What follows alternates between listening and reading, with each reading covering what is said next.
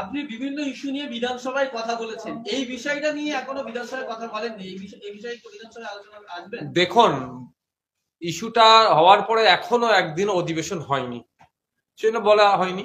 নিশ্চিতভাবে বিগত দিনে আমি ফেক এসটিএসসি সার্টিফিকেট বাতিলের জন্য সোচ্চার হয়েছে, বিভিন্ন বিষয়ে কথা বলেছি, ওয়াকা প্রপার্টি থেকে শুরু করে আলিয়া বিশ্ববিদ্যালয়, মাদ্রাসা শিক্ষা ব্যবস্থা থেকে শুরু করে আপনার আমি যেখানকার বিধায়ক সেখানকার মানুষের সমস্যা থেকে শুরু করে শিক্ষা ব্যবস্থা যে 8,500 স্কুল বন্ধ হতে চলেছে পশ্চিমবাংলায়, সেটা না বন্ধ হয় তার বিরুদ্ধে থেকে শুরু করে সামগ্রিক বিষয়ে কথা বলেছি।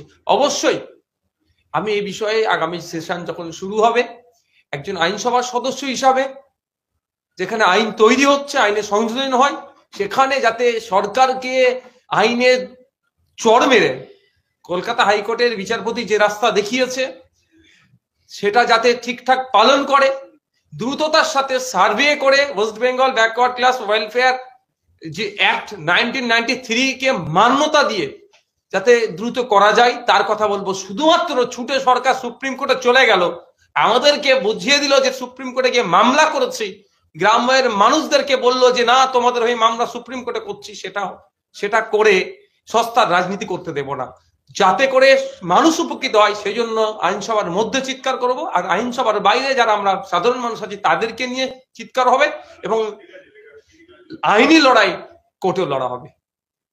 আপনারা এটা নিয়ে কি পথে ঘাটে নামবেন বা আন্দোলনে মিটিং করবেন? অবশ্যই অবশ্যই। বিগত দিনে ইতিহাস দেখুন না, আর যে কটা আন্দোলন সংগঠিত হয়েছে বা ফল পাওয়া গেছে তার একাধিক টাইপ এর আন্দোলন হয়েছে, সেই আন্দোলনটাও আগামী দিনে হবে। আজকে যা সূচনা হয়েছে, আজকে যারা এসে উঠতে পারেনি, আমাদের ইমতিয়াজ সাহেব আছেন, অধ্যাপক রবিউল সাহেব আছেন, কামরুজ্জামান সাহেব ছিলেন, আরো যারা আছেন, তাদের সাথে আলোচনা চলছে। আগামী দিনে তাদেরকে ঐক্যবদ্ধ করে আমরা আগামী দিনে পথে ঘাট থেকে শুরু করে যেখানে যাবে সেই যে লেভেলের আন্দোলন আছে সবটা গণতন্ত্রকে মান্যতা দিয়ে প্রত্যেকটা লেভেলে আমরা পৌঁছাবো।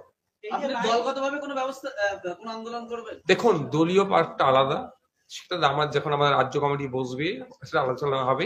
এখানে আমরা উপস্থিত হয়েছি একটা কমন প্ল্যাটফর্মে, এখানে বিভিন্ন রাজনৈতিক দলের মানুষ আছেন, বিভিন্ন সমাজকর্মী আছেন, প্রফেসর আছেন, ডক্টর আছেন, আইনজীবীরা আছেন, এটা দলগত মানে ঐক্যবদ্ধ হয়ে করছে। কোর্ট যে রায় দিয়েছে সেটা আমরা বুঝতে পারছি, কোর্টের রাজ্য সরকারের কিছু দুর্বলতা ছিল, কিন্তু সাধারণ জনগণ এই রাজ্য সরকার যারা রেখেছে সেই মুসলিম জনগণ কি জাগবে তাদের এই অভিষেক নিয়ে? দেখুন, জাগানোর জন্যই তো আমরা এখানে আসলাম। আমাদের ইমতিয়াজ সাহেব কি বললেন বলুন তো, একদিকে AK-47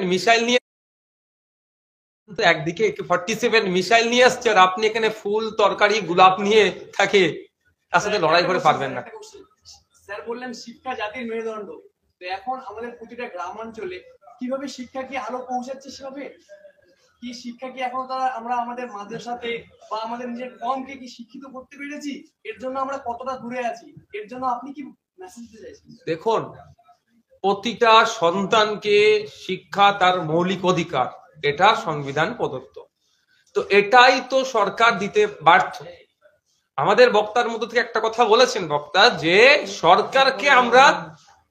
সরকারে আমরা নাই কিন্তু সরকারের কাছ থেকে চাইছি, ফলে আজকে শিক্ষা কেন্দ্র নিচ্ছে। আর একটা বক্তা কি বলেছেন, বাঁকুড়া একটা বাচ্চা যে শিক্ষাটা পেতে যতটা না কষ্ট করতে হচ্ছে, লালগোলার একটা বাচ্চা যতটা না কষ্ট করছে, শহরের বাচ্চা তাদের সহজে অ্যাক্সেস হয়ে যাচ্ছে। এই বৈষম্যটা কাটানোর জন্য আর একটা এখান থেকে প্রস্তাব উঠেছে, শুধু ওবিসি দিয়ে নয়, আমাদের আরো যে সামগ্রিক সমস্যাগুলো আছে, শিক্ষা, স্বাস্থ্য থেকে শুরু করে কর্মসংস্থান থেকে শুরু করে পরিযায়ী শ্রমিকদের থেকে শুরু করে গঙ্গা ভাঙন থেকে শুরু করে যে সমস্ত সমস্যাগুলো আছে, রেলের হকারদের উপরে যে অত্যাচার চলছে, সবটাই নিরসনের জন্য আগামী দিনে আমরা এগিয়ে যাবো। Thank you. সংরক্ষণের যে নীতিটা নিয়েছিল সেটা বাতিল হলো, সেটা যদি দেখেন যে এইখানে কিন্তু রাজ্য সরকার কোথাও না কোথাও আইনগত দিক থেকে ভুল করেছে, যেই ফাঁক ফোকর দিয়ে এই আইনটা কিন্তু বাতিল হলো এবং এত সংখ্যক মানুষ কিন্তু বঞ্চিত হলো। এইবার এই যে সার্টিফিকেট গুলো বাতিল হলো, সব থেকে বেশি ক্ষতিগ্রস্ত কারা হলো? ছাত্র সমাজ। এই যে সামনে কলেজে ভর্তি আছে তাদের বিরাট বড় একটা সমস্যা, তারপর প্রতিযোগিতামূলক পরীক্ষাগুলোতে একটা বড় সমস্যা। তো এই যে সব থেকে বড় কিন্তু সমস্যায় পড়লো আমাদের ছাত্র সমাজ। এটা 5 লক্ষ মানুষের শুধু ব্যাপার না, আমাদের 10 কোটি মানুষের এটা প্রসঙ্গ যে বাংলার বুকে এত বড় অন্যায়, একটা জাতিকে পিছিয়ে টেনে হিঁচড়ে নিচে নামিয়ে দেওয়ার যে চক্রান্ত, এবং সরকার এখনো 1 মাস হয়ে গেল কোনো হেলদোল নেই, এইটা চিন্তার ব্যাপার। এবং সেই চিন্তা নিয়ে আমাদের বসা, যখন বৃহত্তর সমাজ এক হবে, আগেও আমরা অনেক লড়াই লড়েছি, এবারে আমরা লড়ব। মুখ্যমন্ত্রী মমতা বন্দ্যোপাধ্যায় বললেন এই রায় আমি মানি না, এর বিরুদ্ধে আমরা সুপ্রিম কোর্টে। উনি তো আইন মানেন না, রায় মানেন না, সিবিআই মানেন না, ইডি মানেন না, শুধু মোদি আর অমিত শাহকে মানেন। ওদের সঙ্গে বসে বসে মিষ্টি মিষ্টি কথা বলেন। তো আমাদের কথা হলো, দেশে আইন আছে, সংবিধান আছে। আপনাকে যখন আদালত বলে দিল যে আপনি প্রসেস মেনটেন করেননি, তাহলে আপনি আপনার ভুলটা সংশোধন করবেন নাকি আপনি আদালতের উপরে, আপনি সংবিধানের উপরে? এই হটকাদিটা চলতে পারে না, এই ভুল সংশোধন করতে হবে। যতটা